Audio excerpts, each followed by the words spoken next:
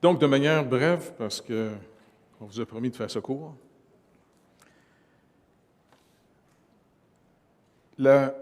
bientôt, on va commencer finalement la première lettre de Jean. La première lettre de Jean, c'est un peu l'application de son évangile. Il faut se rappeler que l'apôtre Jean, y a-t-il un petit écho qui se fait? C'est pas trop, hein? L'apôtre Jean a écrit, c'est le dernier écrivain poussé par le Saint-Esprit. Il faut se rappeler une chose très importante aussi. Ces gars-là n'ont pas écrit leur opinion, leur compréhension personnelle. C'est le ministère particulier du Saint-Esprit, et puis même notre traduction qui dit « inspiré par le Seigneur », tu sais, dans 1 Timothée chapitre 3,16. En réalité, c'est plus que « inspiré », c'est, je ne sais pas si ça existe en français, « spirer », « pousser ». C'est carrément le Saint-Esprit qui est derrière, finalement, le texte. Jean va écrire, parce qu'il y a un besoin que le Saint-Esprit réalise, il va écrire vers la fin de sa vie. L'Église, maintenant, est rendue à 2 ou 3 générations. Et le danger, finalement, qu'on peut avoir, c'est de, comment je pourrais vous dire, croire plus dans une institution qu'en Jésus-Christ. Tu sais, moi, j'ai connu des gens qui ont rejoint, tu sais, ça fait plus quasiment 43, 44 ans que je suis pasteur, tu sais, que j'ai commencé à faire l'évangélisation dans mon quartier quand je suis revenu. Et j'ai vu des gens venir nous joindre. Et j'aimerais juste qu'on se rappelle une vérité très importante. L'homme naturel peut se délivrer de certains esclavages. Vous comprenez? On peut se délivrer de certains péchés sans nécessairement avoir reçu le pardon. Par exemple, s'il y a des gens qui ont des problèmes avec la drogue, l'alcool, la sexualité, ça peut devenir des addictions et ça peut carrément gâcher votre vie, eh bien, il y a des institutions qui peuvent vous aider à vous en sortir. Mais, parce que trop souvent, on dirait que quand les gens annoncent l'Évangile, on dirait qu'on annonce que la délivrance du péché. C'est pas ça seulement. Oui, le Seigneur peut nous aider et nous délivrer du péché, c'est sûr. Mais n'oubliez pas que l'homme naturel peut aussi se faire confiance pour se délivrer de certaines tendances qui gâchent sa vie.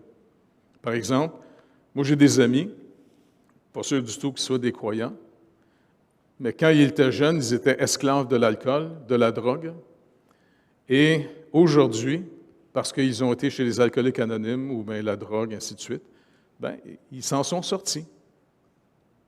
Mais ça ne veut pas nécessairement dire qu'ils savent marcher avec Dieu.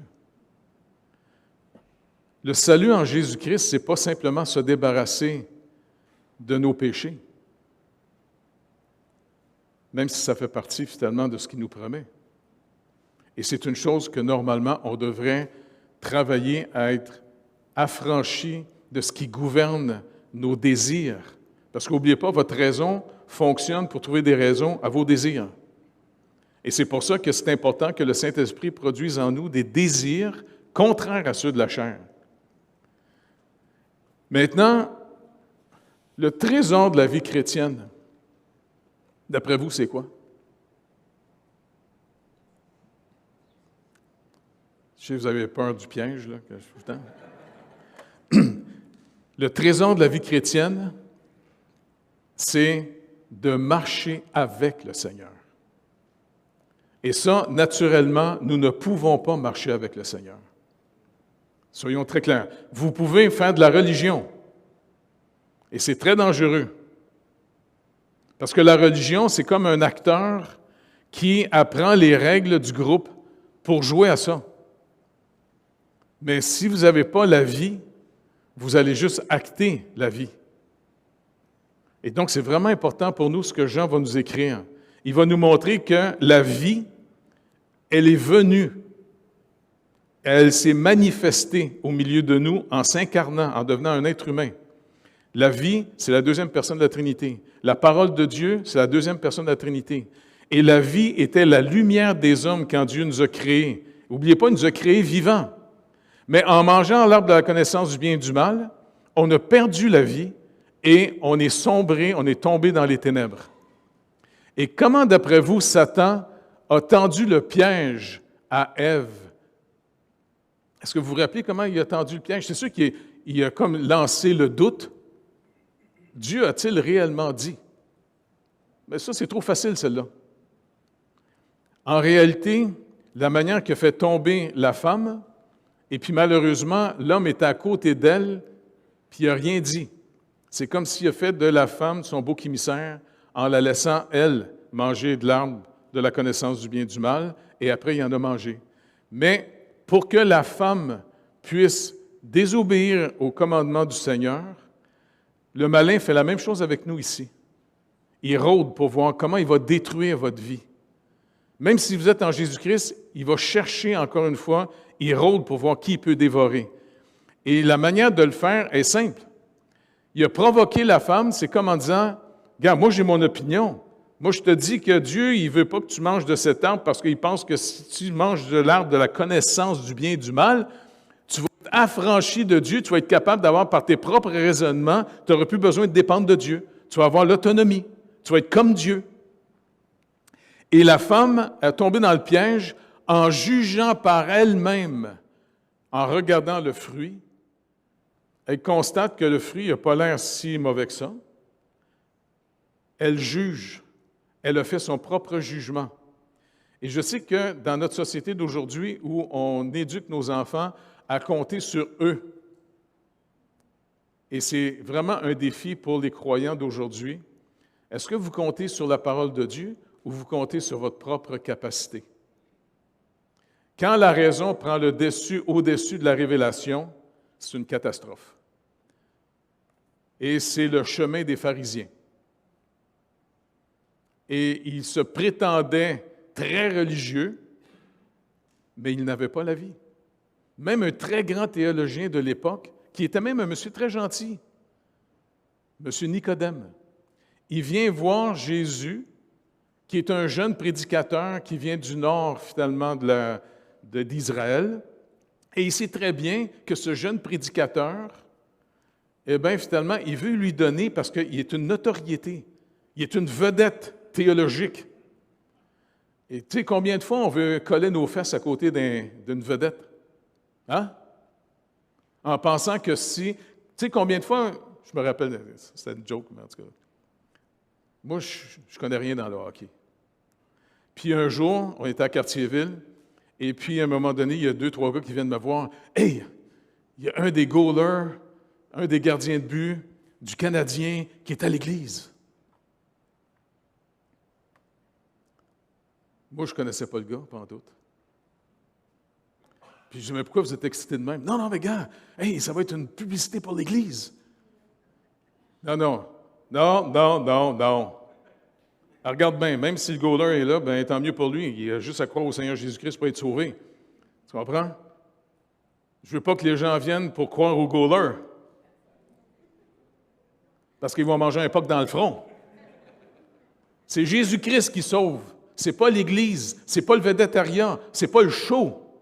Si on n'a pas mis notre confiance en Jésus-Christ seul, on va descendre, quand on va mourir, on va descendre dans une nuit éternelle, où Jésus définit ce lieu comme étant un lieu de pleurs, de grincement de dents. Et le Seigneur nous aime au point qu'il veut nous en délivrer de sa justice. Et s'il vous plaît, soyez pas des acteurs. Ça marche? Et puis même si une vedette vient au milieu de nous autres, pas grave, c'est un perdu comme vous, comme moi. Crois au Seigneur Jésus, tu seras sauvé. C'est ça le danger qu'on court tout le monde sans arrêt. On cherche des vedettes comme si la justice, la popularité vient à cause d'une personne qui a réussi. Est-ce que vous réalisez qu'on vit encore énormément sur la justice qui découle des œuvres? Et le Seigneur veut nous affranchir de ça.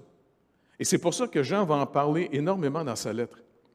Il va nous montrer Comment je sais que j'ai la vie, que j'ai reçu Christ dans ma vie, que je marche dans la lumière?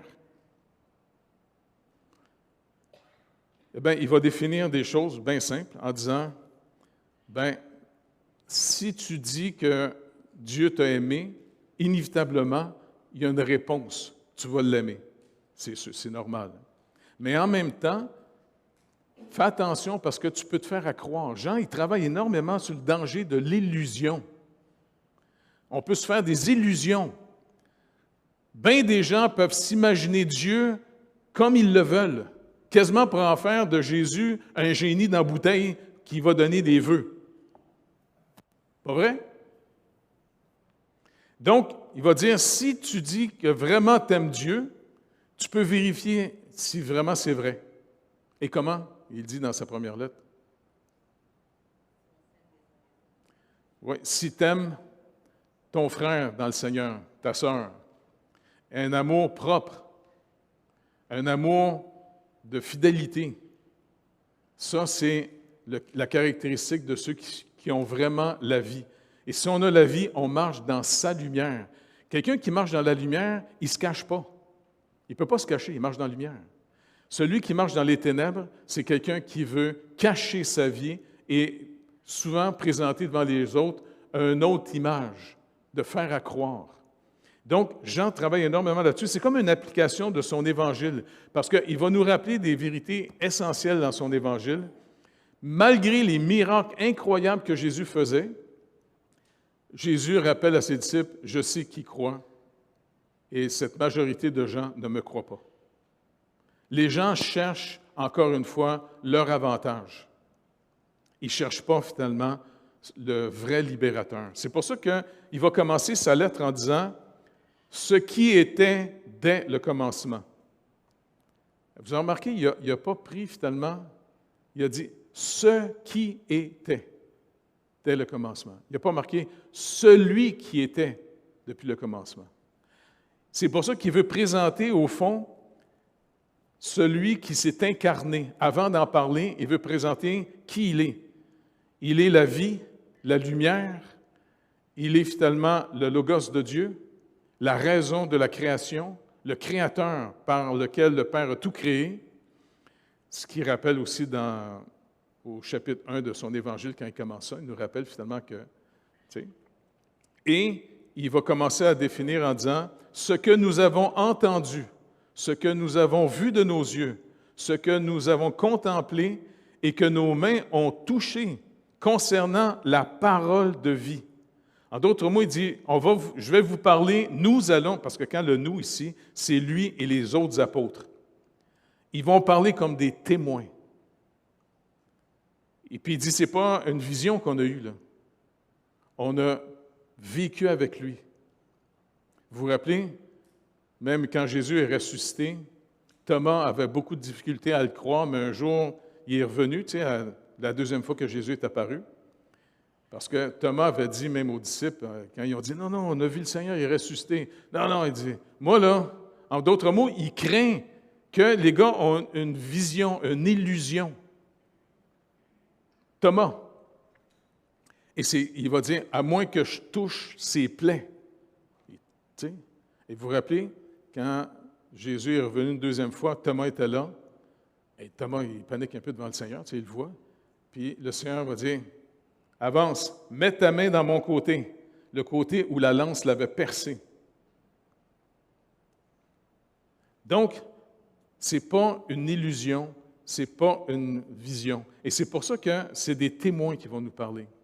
Et ils étaient prêts à ce que ça gâche leur vie parce que leur véritable espérance n'était plus maintenant ici. Ils ont compris selon les Écritures parce qu'il va nous dire ce qui était dès le commencement. Dès le commencement, Dieu nous a promis de nous sauver. Vous vous rappelez, après la chute, Dieu fait la promesse qu'il va envoyer le libérateur par la postérité de la femme. Il annonce l'Évangile en partant. Et Adam a cru parce qu'il a donné un nom à sa femme. Il l'a appelée Ève. En hébreu, c'est un dérivé finalement du mot « vie ». C'est la mère de tous les vivants. Et puis, ça l'a délivré de l'avoir fait comme un bouc émissaire. Parce que avant que Dieu fasse la promesse, Dieu voulait mettre la faute d'Adam en lumière, et Adam s'est caché dans les ténèbres. Comment? En faisant de sa femme le bouc émissaire et en accusant même Dieu. C'est la femme que tu m'as donnée. Donc, il pointe sur Dieu et deuxièmement, il fait de elle la responsable. Faites attention de trouver des boucs émissaires dans vos vies. Assumez votre chute, vos péchés personnellement tout le temps. Ça marche? Parce qu'on est trop dans un monde que, tu sais, je ne sais pas moi, ils vont toujours vous expliquer pourquoi vous avez fait le mal. Oh, c'est à cause de tes parents, c'est à cause d'un tel, c'est à cause d'un tel. C'est bourré de boucs émissaires tout le temps. Si tu as fait quelque chose de mal, prends-le personnellement. J'ai fait quelque chose de mal. Peu importe ce qui était derrière les causes, ça l'a simplement révélé ce que tu es. Pas plus compliqué que ça. Et Jésus-Christ est venu sauver des perdus. Il n'est pas venu sauver des victimes. Il est venu sauver des gens perdus, des gens qui sont coupables. Et c'est pour ça qu'il est mort. Il a subi sa propre colère de sa propre justice pour nous en délivrer. Dieu ne ferme pas ses yeux sur le mal qu'on a fait. Il nous a carrément mis dans la mort de Christ. C'est pour ça que le premier acte d'obéissance qu'un chrétien fait lorsqu'il se tourne vers le Seigneur Jésus-Christ pour le recevoir comme son sauveur, le Seigneur dit « baptisez-les ». En baptisant quelqu'un, on affirme « oui Seigneur, tu m'as mis dans la mort de Christ. Tu m'as tué. » Dieu nous délivre en nous tuant, en nous donnant la mort de Christ. C'est pour ça que quand on baptise quelqu'un, on prend l'image de mettre dans la mort de Christ. Et après ça, on le sort de l'eau pour dire, maintenant, tu es en nouveauté de vie. Le Seigneur te ramène à la vie avec Christ. Un peu comme on a chanté, Mathieu nous a fait chanter, c'est pas nous qui vivons, c'est Christ qui vit en nous. On est ramené avec Christ à la vie. C'est lui dorénavant notre vie. Et notre véritable vie est cachée en lui. Et quand il va paraître, vous allez réellement voir ce que nous sommes en Jésus-Christ. Pour l'instant, on voit ce qu'on était. Hein? On voit encore finalement ce qui est né de la chair est chair. Et c'est pour ça que la nouvelle naissance est fondamentale. Mais ce qui est né de l'esprit est esprit. Mais pour l'instant, ce qui est né de l'esprit est caché en Christ. Et quand Christ paraîtra, on va vraiment paraître. Pour l'instant, faisons attention, parce que c'est comme si on a deux sources maintenant en nous. Il y a deux sources dans lesquelles vous pouvez vous confier pour essayer d'avoir de la confiance, pour avoir des victoires. La chair ou l'esprit. Et Jean va nous apprendre comment on apprend à marcher avec le Seigneur. Il y a seulement ceux qui sont nés de nouveau, nés de l'Esprit de Dieu, qui peuvent maintenant marcher avec le Seigneur en nouveauté de vie. Faites attention de penser que vous êtes sauvés simplement parce que vous avez été capable de vous délivrer de l'alcool, de vous délivrer, je ne sais pas moi, de l'obsession de la sexualité, de vous délivrer finalement du désir du pouvoir, de la drogue, de toutes sortes de péchés comme ça. N'oubliez pas, le monde est capable de s'affranchir, mais par des idoles. Et c'est pour ça que j'ai vu des gens, moi, venir à l'Église. Ça fait plusieurs années que je suis pasteur. Et Jean va dire un peu plus loin, s'ils sont partis, c'est qu'ils n'étaient pas des nôtres. Je ne dis pas en passant quelqu'un qui décide d'aller dans une autre église, il n'y a pas de problème, on va prier pour lui. Seigneur te bénisse. Si tu veux changer l'équipe, pas de problème, c'est ton choix.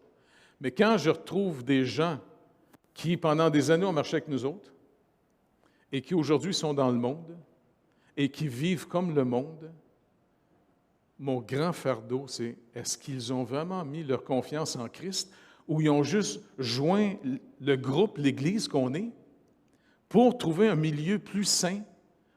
Tu sais, parce que finalement, n'oubliez pas, bien de mes chums, quand ils se sont convertis, hein? Un gars qui travaillait à Bay James, hein?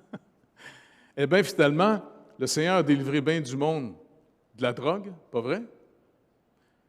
De toutes sortes de vies tout croche. Parce que ça produisait un environnement beaucoup plus favorable Et moi, ce qui me fait peur, c'est que des gens, des fois, vont adhérer à une église parce qu'ils ont besoin d'aide, ils ont besoin de secours, et puis, pas de problème, on va vous aider. Mais faites attention. Si votre espérance est dans l'Église, bon, ben, savez-vous quoi? Il y a des organismes dans le monde qui sont plus efficaces que nous autres. Si vous avez un gros problème d'alcool, venez pas à l'Église. Allez chez les alcooliques anonymes. Si vous avez un gros problème de drogue, venez pas à l'Église pour que l'Église va vous délivrer. Allez chez, comment ça s'appelle, les narcotiques anonymes.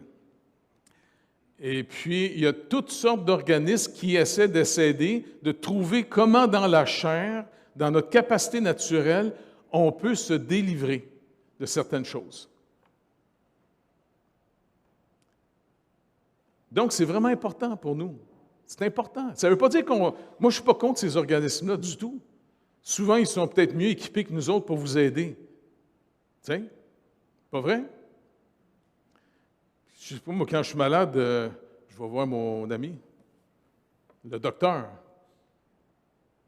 Je n'ai pas besoin de venir à l'église, tu sais, puis vomir devant tout le monde, tu sais. Il va vomir dans son bureau à la place.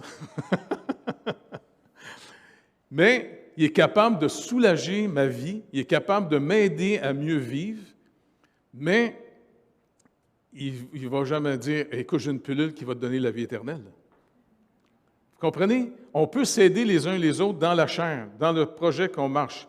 Mais encore une fois, mon plus grand fardeau, est-ce que vous avez vraiment mis votre confiance dans le Seigneur Jésus-Christ? Et deuxièmement, de lui demander « Apprends-moi à marcher avec toi. » C'est comme ça que je vais savoir si j'ai vraiment cru en toi ou si j'ai cru dans mes capacités naturelles. Jean va travailler énormément là-dessus. Parce que s'il y en a un, c'était le plus jeune de tout le groupe des 12, là. Et puis, en plus, on dirait que le groupe, dont Jésus aussi, vu que c'était le plus jeune, il était peut-être fin de son adolescence, je ne sais pas, là. Jean, il aimait Jésus, tu sais. Il aimait ça le regarder. Il était fasciné par Jésus. C'est quand même intéressant. Puis il était sûrement fasciné par les autres. Vous vous rappelez quand Jésus est ressuscité, puis ils ont entendu la nouvelle, Jean et Pierre sont partis. Mais Jean était plus en forme que Pierre. Il a couru plus vite. Il est arrivé à la tombe avant Pierre. Mais Jean, je trouve que c'est quelqu'un en plus que le Seigneur a permis, qui a vécu plus longtemps que tous les autres, parce que quand il a écrit, tous ses frères et sœurs dans le Seigneur étaient tous morts. Ils ont tous été même massacrés par le monde. Par contre, le Seigneur veut préserver sa vie à lui, même s'il a été persécuté, et puis ainsi de suite, il était à Patmos, ainsi de suite. Tu sais. Et puis, là, il va écrire surtout pour fortifier les églises en Asie, ou ce qu'on appelle aujourd'hui en Turquie. Paul avait travaillé là, il a déménagé là. Et puis, il va leur parler en disant, attention, faites attention, joignez pas un groupe favorable juste pour vous aider humainement. La seule porte pour rentrer dans la véritable maison de Dieu, c'est Jésus-Christ. Parce que le corps, c'est Christ et il est la teinte du corps.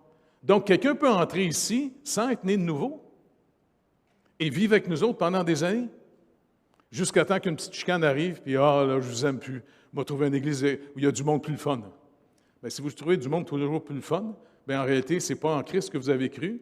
Bien, je vais vous dire où est-ce que le goaler des Canadiens est parti. Vous irez le voir, c'est d'autres, OK? Parce que moi, je suis concerné par le Seigneur.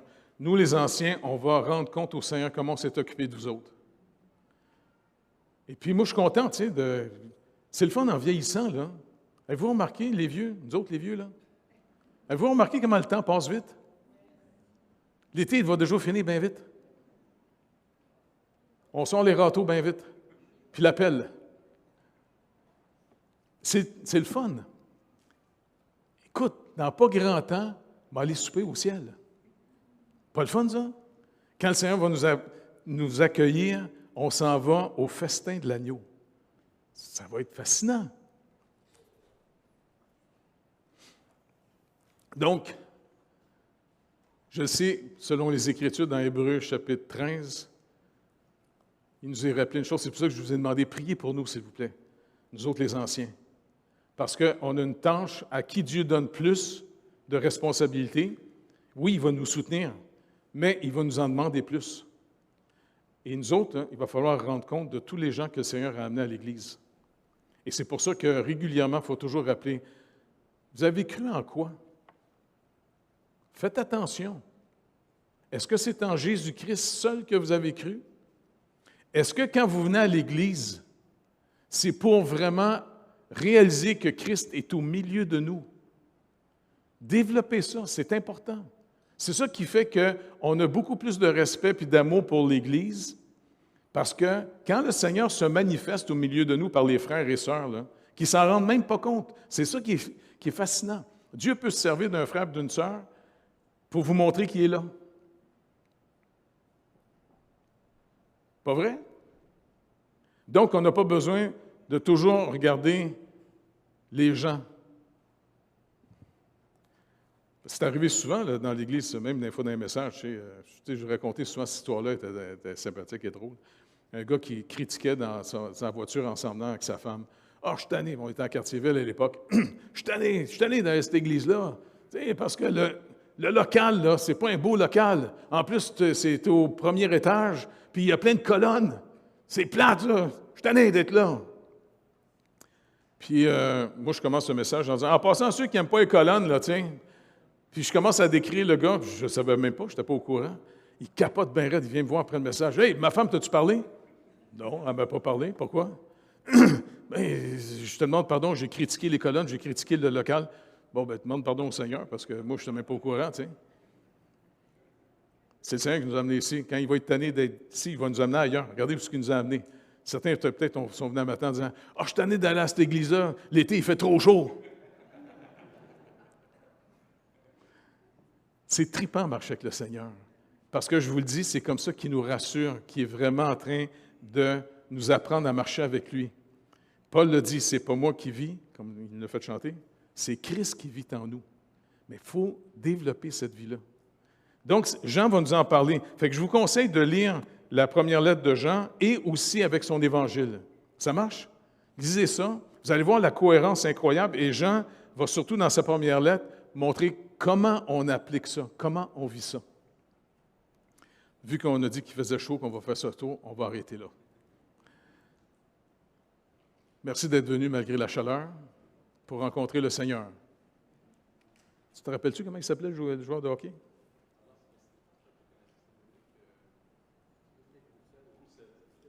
Monsieur Roussel? Ah, il joue à Philadelphie? C'est même pas les Canadiens?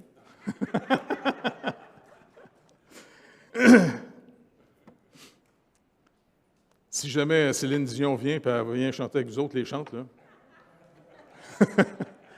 Pas grave, on chante devant le Seigneur, OK? Oh, ben. Écoute, Seigneur, encore une fois, ma supplication devant toi, c'est juste toi, Saint-Esprit de Dieu, qui peut le faire, de glorifier Jésus-Christ au milieu de nous. Car plus on va connaître le Seigneur Jésus, par toi, Saint-Esprit de Dieu, au moyen des Écritures, et marcher avec toi, ben c'est Jésus nous a dit que plus on va le connaître, plus on va connaître le Père. Parce que c'est toi, Seigneur Jésus, qui nous révèle, qui nous manifeste le Père, celui qui nous a tant aimés et qui nous délivre de la colère qui s'en vient sur le monde. Fait que s'il vous plaît, Seigneur Dieu, bénis-nous, apprends-nous à marcher avec toi, rassure-nous, afin que la journée que tu vas venir nous chercher, eh bien, ça va être une belle journée. On n'est pas suicidaire, mais on s'en va chez quelqu'un qui nous aime. Et c'est quelqu'un qui nous aime qui s'en vient nous chercher. Merci énormément. Puis surtout, pendant qu'on est vivant, pendant que tu nous accordes la vie, Seigneur, fais de nous des témoins. Tu nous as dit dans ta parole qu'on est le sel de la terre. Ce n'est pas qu'on a du sel en nous, là. On est le sel. On est le signe que tu as fait alliance avec le monde. Et deuxièmement, tu nous rappelles aussi, vous êtes des enfants de lumière. Bien, si on brille de ta lumière, c'est que tu réfléchis sur nous. On ne produit pas la lumière par nous-mêmes. Seigneur, s'il vous plaît, délivre-nous de s'attendre à nous-mêmes, de se glorifier dans nos œuvres et de continuer à chercher de plus en plus ta volonté pour marcher dans les œuvres que tu as préparées d'avance. Et c'est fascinant de marcher là-dedans. Tu nous as fait vivre depuis plus de 40 ans toutes sortes de choses incroyables. Et c'est pour ça qu'on peut parler de toi avec enthousiasme, Seigneur. Merci de veiller à ce que tout le monde ici soit né de toi, Saint-Esprit de Dieu. Car ce qui est né de la chair est chair. On est tous nés de la chair, c'est pour ça qu'on est là. Et deuxièmement, pour faire partie du royaume de Dieu, ce qui est né de l'Esprit est Esprit. Saint-Esprit de Dieu, merci de glorifier Jésus-Christ par lequel tu nous donnes la nouvelle naissance. Et puisque c'est un don gratuit, tu le dis dans ta parole, demandez et vous recevrez. Seigneur, que personne ne se prive de te demander d'être sauvé et de recevoir la vie éternelle, et Saint-Esprit de Dieu, de venir habiter tous les croyants et de nous montrer ensemble, collectivement, ta volonté. Merci, Père. Et merci pour le lieu, même s'il fait chaud. Amen. Dieu vous bénisse.